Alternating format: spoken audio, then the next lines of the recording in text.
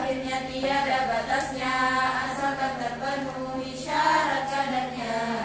Paling sedikit 24, keluar terus di sehari semalam. Maksimal haid itu 15 hari, walau putus-putus namun harus pasti jumlah darahnya mencapai 24. Bila tak sampai maka wajiblah sholat. Walau keluar di dalam 15, makanya catat selalu biar jelas. Syarat tidak sampai 24, jikalau bersih maka wajiblah sholat. Jangan sholat saat darahnya kembali, dan jikalau bersih maka sholat lagi berhenti setelah 24. Boleh menunggu dan tidak langsung sholat, asalkan ada yang tersendat-sendat dan darah berhenti sebelumnya. Ada cara untuk tahu berhenti darahnya, dapatkah pasti kemaluan dalamnya. Adanya bercak tandanya belum suci, walau tak mengalir keluarnya farji. Bagian dalam itu yang tak terlihat saat duduk jongkok untuk qadil hajat, sedang yang terlihat saat buang air itulah yang disebut bagian dohir. Masa berhenti di sela-sela haidnya, ada dua pendapat tentang hukumnya. Berhukum haid menurut pendapat Syafi'i, dan hukumnya suci menurut yang wakil. Tidurnya masih haid, bangun dia suci, maka sejak tidur dihukumi suci. Suci tidur lalu bangunnya dia haid, maka sejak bangun yang dihukumi haid. Darah yang keluar di saat hamilnya haid asal terpenuhi syarat-syaratnya, kecuali keluar di kontraksinya yang bukan lanjutan dari darah haidnya. Minimal masa suci kedua haidnya 15 hari beserta malamnya. Maksimal suci tidak ada batasnya, bisa juga suci selama-lamanya. Jika suci tidak sampai 15, maka sempurnakan jadi 15. Lalu sisa dari darahnya yang ada hukumilah ia sebagai haid, juga menyempurnakan suci. 3 syaratnya, darah yang pertama tiada hentinya, juga tidak kurang dari 24. Darah yang kedua usai 15. Jika darah kedua itu keluar masih dalam masa 15 hari, maka hukumnya pastilah diperinci dengan 2 rincian berikut ini. Jika jumlah darah beserta bersihnya tidak lebih 15 dan semua, jika jumlahnya lebih 15 maka masuk hukum mustahadah jelas. Maksimal masa haid 15 hari, jika lebih maka harus harum hari. Pada haid juga suci yang terakhir, samakan pula waktu suci yang akhir tanpa memperhatikan warnanya darah, mengikuti pendapat yang paling mudah. Mustahab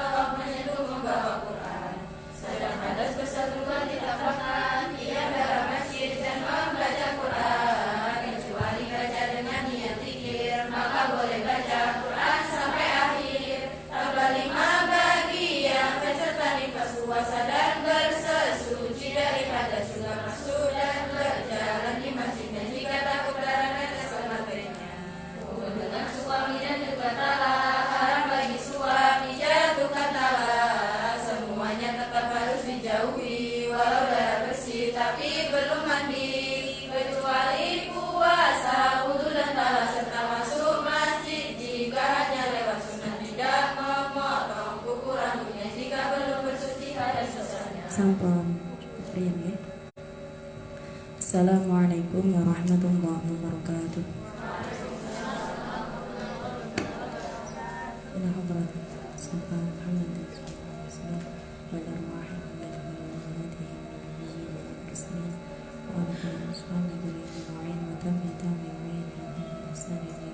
Al-Fatihah.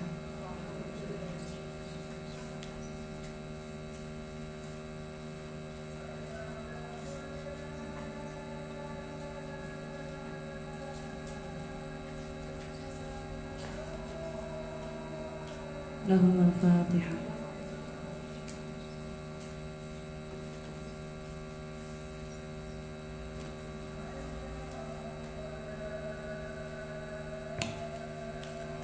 Al-Fatihah.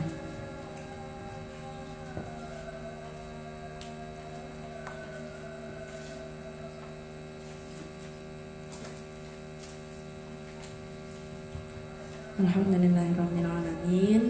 Malam hari ini kita dapat kembali bermuajah lagi setelah belum ada 1 minggu rasanya nggih. Koyok nembe dek wingi kok sudah ngaji lagi nggih.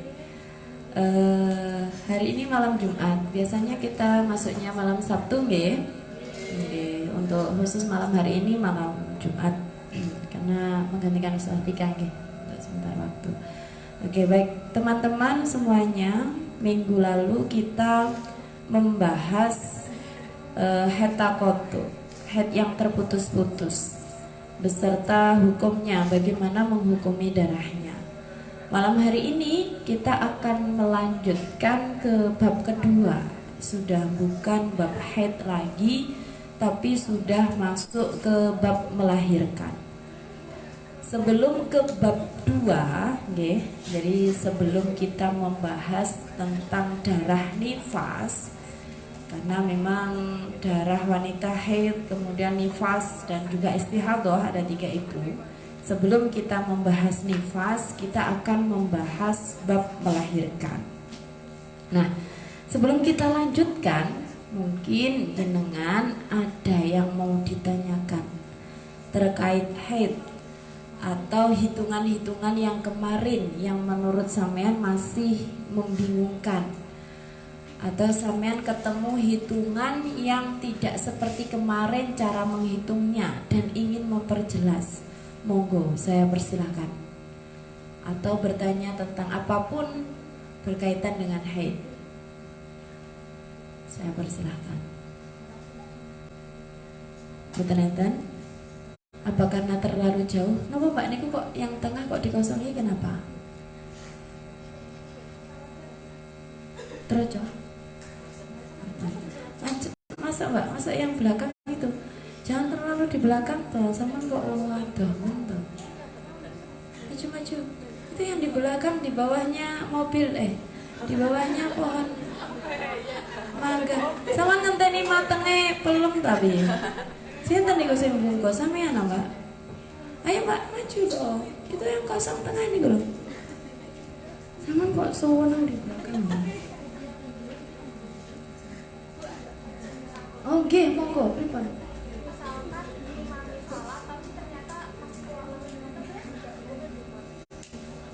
Pas sholat sampun suci, terus imami, terus ternyata 3 hari kemudian masih keluar lagi. Oh gitu, ya.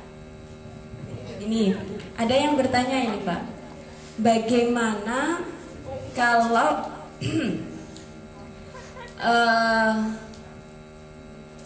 seorang wanita mengeluarkan darah sudah suci, kemudian ngimami sholat, beberapa hari kemudian atau bahkan beberapa jam kemudian ternyata darahnya keluar lagi, padahal sebelumnya sudah suci. Ngimami sholat bisa, yuk nopo seperti itu, piye Mbak?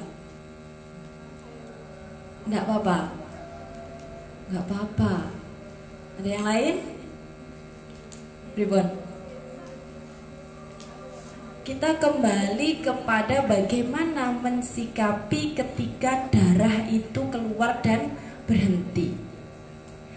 Darah keluar itu kita tidak diperbolehkan melaksanakan ibadah yang berkaitan dengan hal-hal yang tidak diperbolehkan dengan haid, ya, sholat dan puasa. Kalau darah keluar, kalau darah berhenti, kita sudah diwajibkan sholat, Dene kok jenengan ngimami sholat, saat itu kan jenengan menghukumi diri jenengan adalah suci, sudah suci. Jadi pripun? Ya nggak popo. Dan itu memang wajib jenengan untuk sholat. Dan jenengan sudah yakin bahwa keadaan jenengan memang sedang suci. Sudah suci, kemudian imami sholat. Ternyata 3 hari kemudian head lagi, atau beberapa jam kemudian keluar darah lagi. Nggih mboten napa-napa, wong wis kadung. Bukan tentang wis kadungnya, tapi tentang nopo. Ya memang sama punya kewajiban untuk sholat ketika darah itu berhenti.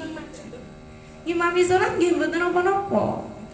Ngimami sholat nggih mboten napa-napa, pun yakin bersih. Bahkan ngeten, kalau jenengan mboten yakin bersih, yo gak